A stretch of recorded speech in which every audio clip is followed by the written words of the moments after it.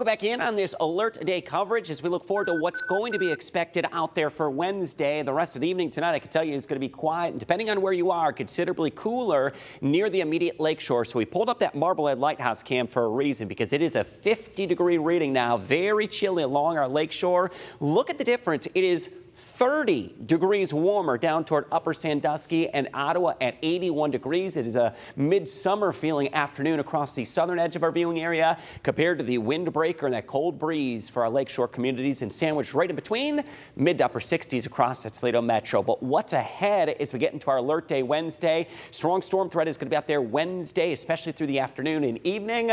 Wind gusts going to be one of the higher threats. 60-mile-per-hour winds will be possible. Large hail and some downpours. And at this point, just can't rule it out, the risk of an isolated brief or tornado. And keep in mind the timing of this between about 2 p.m. and 8 p.m. That is around the school dismissal time and after school sports. So good idea to have that severe weather plan in action and ready to go, and make sure the kids are at least aware of the risk of some strong storms for tomorrow afternoon. Here's where all the storms are now. They're in eastern Iowa and western parts of Illinois. There are some active tornado watches and warnings, and that is where these strong storms will stay tonight. So I have no risk of any severe weather this evening or tonight. Doppler radar is going to remain nice and quiet, but I'll widen the picture out. This is going to be the area. It is a level 2 out of 5 risk for tomorrow, and much of that is going to focus right here northwest Ohio and up into southern Michigan. So I do want you to be prepared for at least the chance of some strong storms tomorrow afternoon. So the first chance we get of some rain, that's going to work into the area just before midnight. There's the clock at 11 p.m.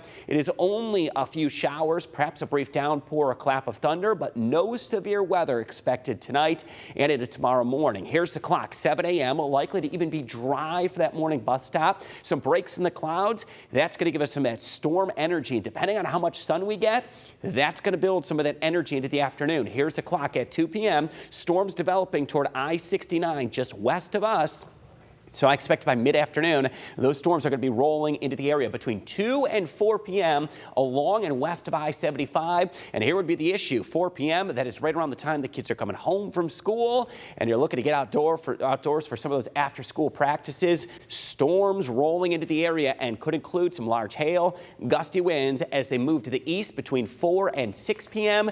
And then eventually by 8 p.m., I expect that risk will be entirely out of the area. So there's the timeline. 2 p.m. to 8 p.m. The greatest risk is going to be damaging winds, large hail, and while it's a lower risk, the isolated chance of a tornado. Mid-70s is what we are going to reach for highs on Wednesday. Some strong storms into the afternoon, and beyond that, we turn cooler late week Thursday, upper 60s, low 60s on Friday with some morning showers, and toward the weekend, highs in the mid-50s with dry weather.